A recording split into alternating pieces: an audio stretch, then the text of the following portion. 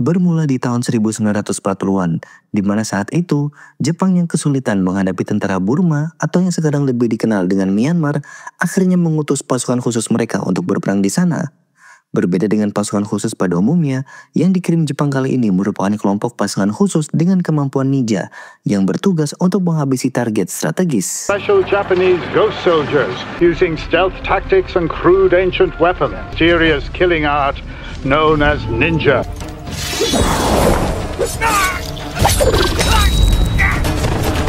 Puluhan tahun kemudian, pasukan khusus ninja secara resmi akhirnya dihapuskan. Meski begitu, masih ada dojo atau padepokan yang mengajarkan bela diri ala ninja. Salah satunya adalah Dojo Koga yang dipimpin oleh seseorang bernama Casey. Meski ia bukan orang asli Jepang, Casey telah dikukuhkan menjadi ninja terakhir karena kemampuannya dalam menyerap ilmu bela diri ninja. Pada suatu hari, Casey berlatih dengan istrinya yang merupakan anak dari pendiri Dojo Kogo bernama Namiko. Sementara ayah Namiko sendiri sudah meninggal beberapa tahun yang lalu akibat dibunuh oleh seorang pengkhianat. Gono-sen!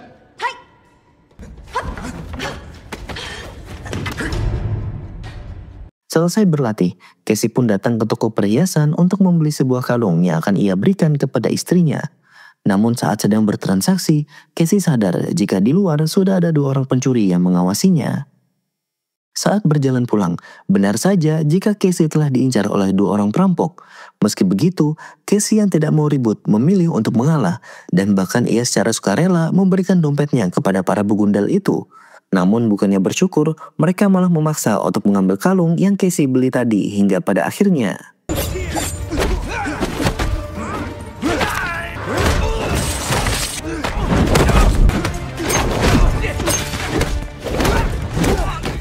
Setelah berhasil melumpuhkan para maling itu, Casey dibuat salfok oleh pisau yang digunakan oleh para perampok. Karena di situ ada sebuah logo yang berbentuk kawat berduri. By the way, kalian harus ingat ya bagian ini. Singkat cerita, saat hari sudah malam, Casey dan juga Namiko makan malam bersama untuk merayakan kehamilan Namiko yang sudah memasuki usia 15 minggu. Tak lupa juga, Casey pun memberikan kalung yang ia beli tadi kepada Namiko. Hadiah dari Casey ini membuat Namiko sangat senang hingga ia jadi tidak tahan untuk skidi papap dengan Casey. For you and our baby. Saat hari sudah larut, Casey mendapati Namiko yang susah tidur karena lagi ngidam coklat.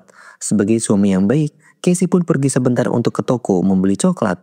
Namun sesampainya di kasir, ternyata dompet Casey ketinggalan. Ia pun segera putar balik untuk kembali ke rumah guna mengambil dompetnya. Namun sesampainya di sana, insiden yang mengerikan baru saja terjadi. Namiko.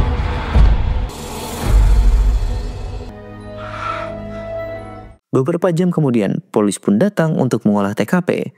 Di sini Casey benar-benar tidak bisa berkata apa-apa sebab ia tahu jika istrinya pasti tewas akibat dibunuh oleh seseorang. Pada keesokan harinya, kakak angkat Namiko yang bernama Nakabara datang untuk memberikan penghormatan terakhir. Tak cuma itu, ia juga berusaha menenangkan adik iparnya untuk bersabar dan mengajaknya untuk tinggal bersama di dojo yang ia kelola. Mendengar ajakan dari kakak iparnya itu, Casey menolak karena ia masih ada urusan yang harus diselesaikan. Oh iya, Nakabara ini sehari-harinya berprofesi sebagai sensei di sebuah dojo yang ada di Thailand. Why don't you come to my dojo in Thailand? Thank you, senpai. I have some unfinished business. Dari sini, Shin pun beralih sebentar dengan memperkenalkan kita pada tokoh lain bernama Goro. Ia merupakan bos gangster besar di Myanmar yang menguasai distribusi narkoba di Asia dan terkenal sangat kejam. Dahulu, Goro adalah seorang ninja yang sangat setia kepada Kaisar Jepang, namun sudah berubah menjadi bos gangster yang terkenal bengis dan tak kenal ampun. Nah hari itu, Goro akan mengeksekusi salah seorang anak buahnya menggunakan kawat berduri karena sudah ketahuan mencuri barang haram dari gudang. Goro-san, お前のことじゃないですか。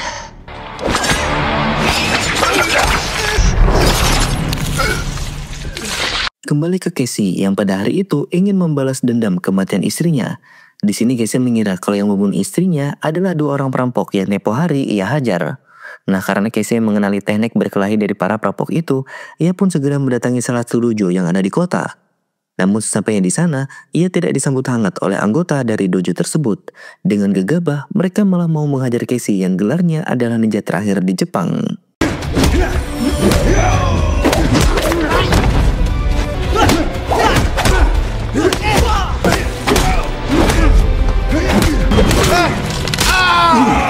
Tak sampai 5 menit, Casey berhasil melumpuhkan semua orang.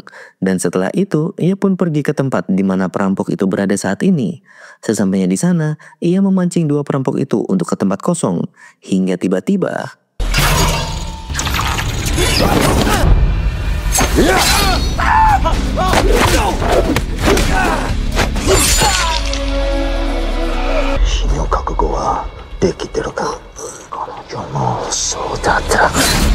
Satu minggu kemudian, Casey pun pergi ke Thailand, tempat di mana Nakabara mengelola dojo miliknya.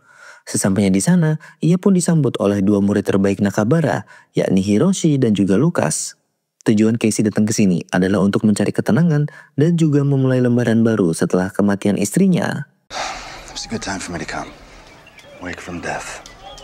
Return to life. Setelah berganti pakaian, Casey bertanya kepada Nakabara mengapa ia tidak mengelola dojo di Jepang saja dan malah memilih Thailand.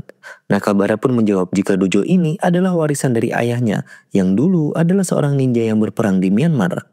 Karena sudah terbiasa dengan iklim di Asia Tenggara, akhirnya sang ayah memilih untuk menetap di Thailand daripada pulang ke Jepang.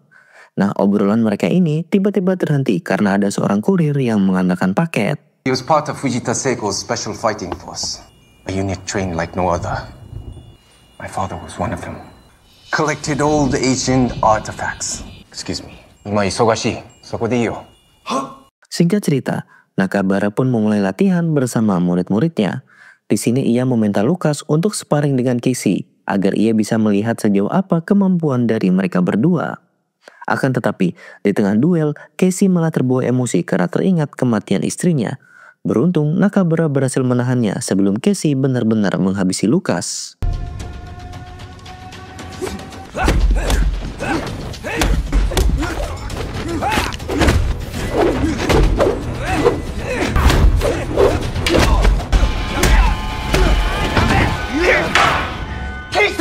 Akibat kejadian tadi, Casey pun dimarahi oleh Nakabara dan pada malam harinya diminta untuk berlatih mengontrol emosi dengan berjalan di atas bara api.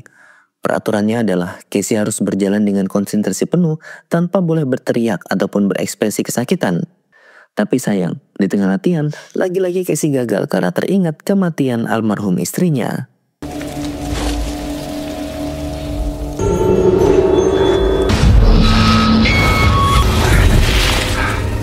Memang ya, beda orang beda cara.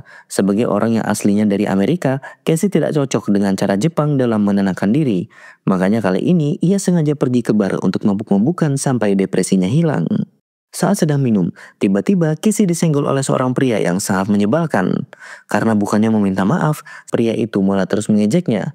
Nah, karena kebetulan dari siang tadi mood Casey agak jelek, akhirnya ia melampiaskan semua kekesalannya kepada pria itu. Dan hal ini rupanya memicu perkelahian yang cukup brutal.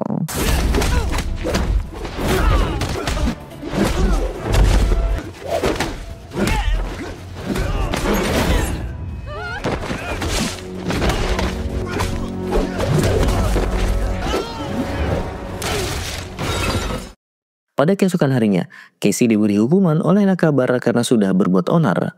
Tapi di tengah jalan, tiba-tiba Lucas menghampiri Casey dan akan menggantikannya untuk menjalani hukuman. Lucas bilang kalau ia tidak tega melihat Casey yang masih sempoyongan dipaksa untuk memetik buah jambu.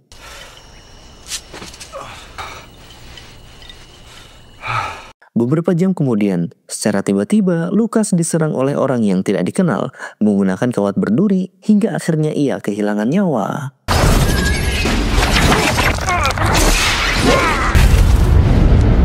Teriakan Lucas tadi didengar oleh Casey yang segera menghampirinya. Sesampainya di sana, Casey cukup terkejut karena Lucas tewas dengan bekas lilitan kawat berduri di lehernya, sama persis dengan jejak kematian istrinya tempo hari. I need to tell you something. Setelah Lucas dibawa ke rumah sakit untuk diotopsi, Casey pun memberitahu Nakabara tentang bekas luka di leher Lucas yang sama persis dengan bekas luka yang ada di leher almarhum istrinya. Dengan kata lain, pelaku pembunuhan ini adalah orang yang sama. Casey benar-benar yakin jika pembunuh itu salah sasaran, karena seharusnya Casey lah yang memetik buah tadi. I was supposed to be in the woods, not Lucas. I see. Mendengar penjelasan Casey, Nakabara jadi teringat akan kisah masa lalu saat ayah Namiko masih hidup. Dahulu, ayah Namiko memiliki partner yang juga sama hebatnya dalam dunia ninja bernama Gara. Mereka berdua selalu bersama saat perang di Myanmar dan selalu berhasil menjalankan misi yang diemban. Namun, perselisihan mulai terjadi saat guru mereka meninggal. Dan untuk menentukan siapakah penerusnya, mereka pun berduel sampai salah satu di antara mereka ada yang mati. Dalam perduelan itu, ayah Namiko menang telak atas Gara. Namun insiden ini meninggalkan dendam yang mendalam kepada adik Gara yang tak lain dan tak bukan adalah Goro yang sekarang sudah menjadi bos gangster di Myanmar. Nakabara ingat betul jika saat itu Goro berjanji akan menghabisi ayah Namiko dan seluruh keturunannya. Nah, oleh karena itu, Nakabara meminta Casey untuk pulang ke Amerika demi keselamatannya. Akan tetapi Casey menolak karena hal itu adalah tindakan para pengecut. However, he did not plan on one thing. Isamu had a younger brother. My father said he'd never forget the boy's words. Goro had grown up to become a criminal. Why are you telling me all this? Because you need to return to the States before it's too late. This isn't living. Beberapa hari kemudian, Casey pun memantapkan diri untuk berpamitan kepada Nakabara karena ia akan membalaskan dendam kepada Goro. Mendengar hal itu, Nakabara pun memberikan Casey sebuah peta peninggalan ayahnya dan menjelaskan sebuah titik di mana dahulu ayahnya menguburkan peralatan ninjanya selama perang di Myanmar. This region is where he hid small plots. It's said to be in the same region as Goro's compound. There's a corner under which weapons were buried. Gomo, arigatou gozaimashita. Singkat cerita, Casey pun kini akhirnya tiba di Myanmar. Di sana, ia menyewa taksi yang disupiri oleh seorang dari perindapan bernama Mike. Di sini Casey meminta untuk diberhentikan ke pasar dahulu untuk membeli beberapa perlengkapan sebelum mereka pergi ke penginapan. So, sir, you need hotel? Need to find a market first. And these? Can I get 3 of these? I'll take one. Okay. Selesai belanja, mereka pun melanjutkan perjalanan. Di sini Casey bertanya apakah Mike tahu di manakah lokasi Goro tinggal. Mendengar pertanyaan itu, Mike menjawab jika ia tidak tahu. Goro, what do you know about him? Sorry, boss. Never hear Goro. Pada malam harinya, Casey mendatangi sebuah bar tempat di mana para bandar berkumpul. Di sana ia berpura-pura membeli barang haram dan mencari informasi di manakah Goro tinggal. Saat sedang bertransaksi, Casey terpaksa harus menghisap sebuah sabu agar tidak dicurigai. Tapi sayang, akibat hal itu, ia malah keliengan dan tak sengaja malah mengucap kalau ia sedang memburu Goro dan akan membunuhnya. Sontak saja, hal ini membuat si bandar marah dan segera memanggil anak buahnya untuk menghabisi Casey. Karena usut punya usut, si bandar adalah salah satu kaki tangan dari Goro.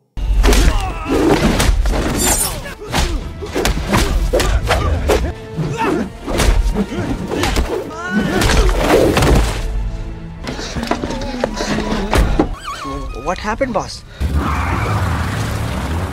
Sesampainya di penginapan, Casey pun berusaha untuk menenangkan diri dan berusaha juga untuk menghilangkan efek dari sabu yang tadi ia hirup. Tapi tak lama kemudian, tiba-tiba saja Casey diserang oleh pasukan khusus Myanmar.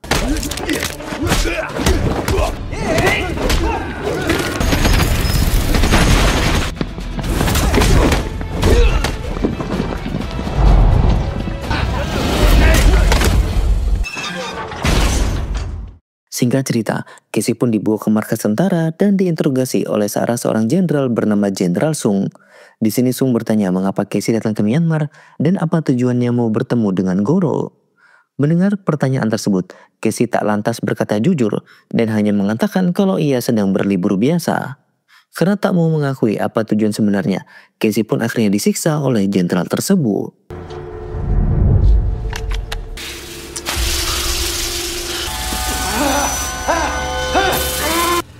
Tourist. You're a spy. Di tengah siksaan, Casey pun menggunakan teknik pernapasan khusus agar dirinya dikira sudah tewas. Jenderal Sung yang melihat hal ini dan mengira kalau Casey memang benar-benar tewas, segera memerintahkan anak buahnya untuk membawa Casey pergi. Sesampainya Casey di sebuah ruangan, tiba-tiba saja ia langsung bangkit.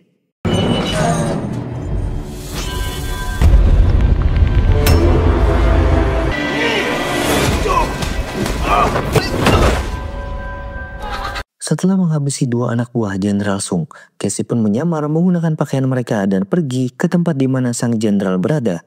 Di sini, tak ada satu orang pun yang sadar kalau Casey sudah berhasil kabur karena prajurit sedang sibuk sabung ayam.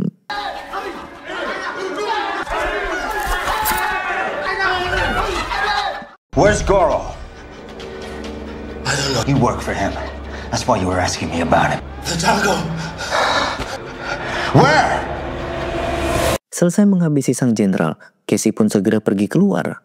Tapi sesampainya di pintu depan, ia tak sengaja melihat Mike yang baru saja menerima uang dari salah seorang petugas. Rupanya, Mike adalah orang yang telah memberikan informasi kepada para tentara tentang tujuan dari kedatangan Casey dan di mana Casey menginap selama di Myanmar. Dengan diam-diam, Casey pun segera masuk ke dalam mobil Mike. Di jalan, Mike dibuat terkejut karena Casey sudah berada di dalam mobilnya. Dengan wajah melas, ia memohon agar Casey tidak membunuhnya. Mike beralasan kalau semua itu ia lakukan karena penghasilan sebagai supir taksi tidak mampu memenuhi kebutuhan hidup keluarganya di Myanmar. Mendengar penjelasan itu, Casey pun mengampuni dengan syarat Mike harus mengantarkannya ke lokasi di mana Goro berada. The jungle is Goro's territory. Good luck, boss. Please be careful. Sesampainya di ujung jalan, Casey pun akhirnya turun dan melanjutkan perjalanannya menggunakan kaki karena tempat Goro berada terlalu sulit untuk dilewati oleh mobil. Perlahan tapi pasti, Mike pun masuk ke area hutan dan beristirahat di sana saat ia merasa lelah.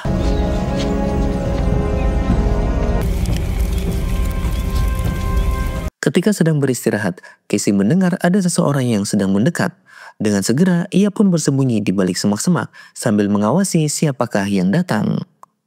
Tak lama kemudian, muncullah beberapa orang yang ternyata mereka semua adalah anak buah Goro yang berpatroli untuk mengecek jalur distribusi. Setelah mereka mendekat, Casey pun langsung menghabisi mereka satu persatu.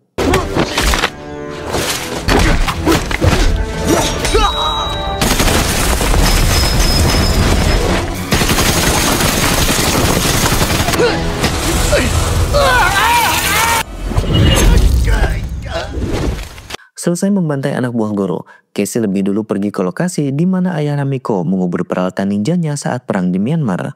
Setelah sampai di lokasi, Casey segera menggali tanah yang ada di sana. I'm sorry.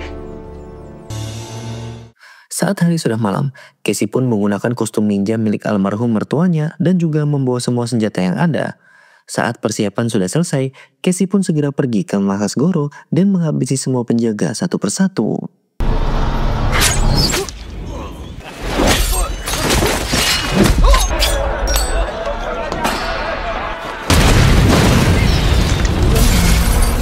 Akibat ledakan tadi, Goro segera meminta seluruh anak buahnya untuk membunuh pelaku yang membuat keributan.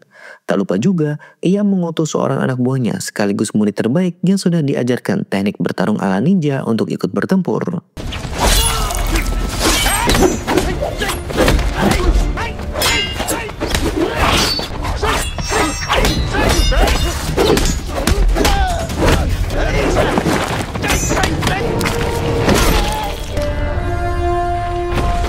Selesai menghabisi para kroco, kini tibalah waktu Casey untuk berhadapan dengan Goro.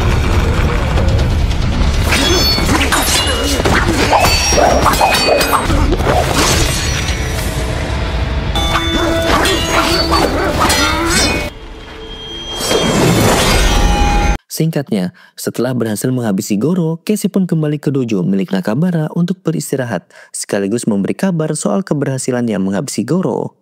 Kabar tersebut tentu saja membuat Nakabara senang, sehingga ia langsung mengajak Casey untuk mengobrol di ruang kerjanya. Tapi saat baru mulai mengobrol, disitulah kurir yang sebelumnya mengantar paket tiba-tiba muncul kembali. Di momen inilah, Casey pun mengetahui kalau si kurir memiliki sebuah pisau yang bersimbol sama persis dengan milik perampok yang pernah ia habisi. Akibat hal ini, Casey pun mulai terbuka pikirannya kalau mungkin saja pelaku asli yang membunuh istrinya adalah Nakabara. Sadar jika ia dicurigai, Nakabara bukannya mengelak, tapi malah mengakui kalau ia adalah pelaku yang sebenarnya. Jadi selama ini, diam-diam Nakabara juga menjalankan bisnis narkoba sama dengan Goro. Nah, karena takut tersaingi, ia berniat untuk menghabisi Goro dan menghancurkan kelompok gangsternya.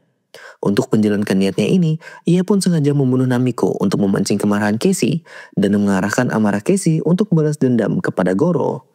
Nakabara sadar jika Casey adalah satu-satunya orang yang mampu menghancurkan Goro dan klan bisnisnya. You're the only one who is skilled enough to find Goro.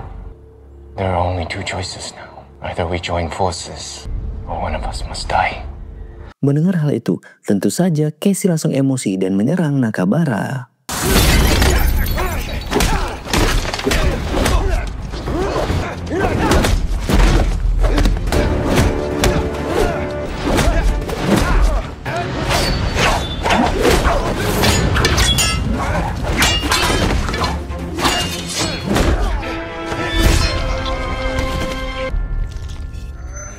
Saat Casey terluka karena terkena bilah pedang milik Nakabara, disitulah ia melihat sebuah kawat berduri yang sepertinya waktu itu digunakan oleh Nakabara untuk menghabisi istrinya.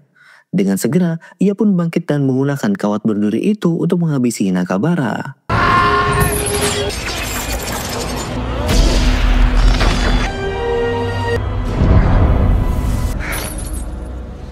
Saat Nakabara sudah tewas, Hiroshi pun segera muncul dan sudah bersiap untuk menghabisi Casey.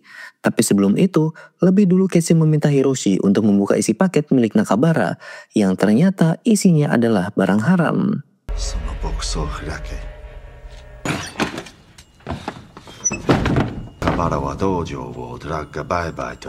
Atas hal inilah, Hiroshi yang paling senior meminta maaf kepada Casey dan juga mengakui kalau selama ini ia tidak tahu jika gurunya telah menjalankan bisnis barang haram. Setelah itu, Hiroshi bersama murid lainnya memberikan penghormatan yang begitu besar kepada Casey dan mempersilahkannya untuk pulang ke Amerika.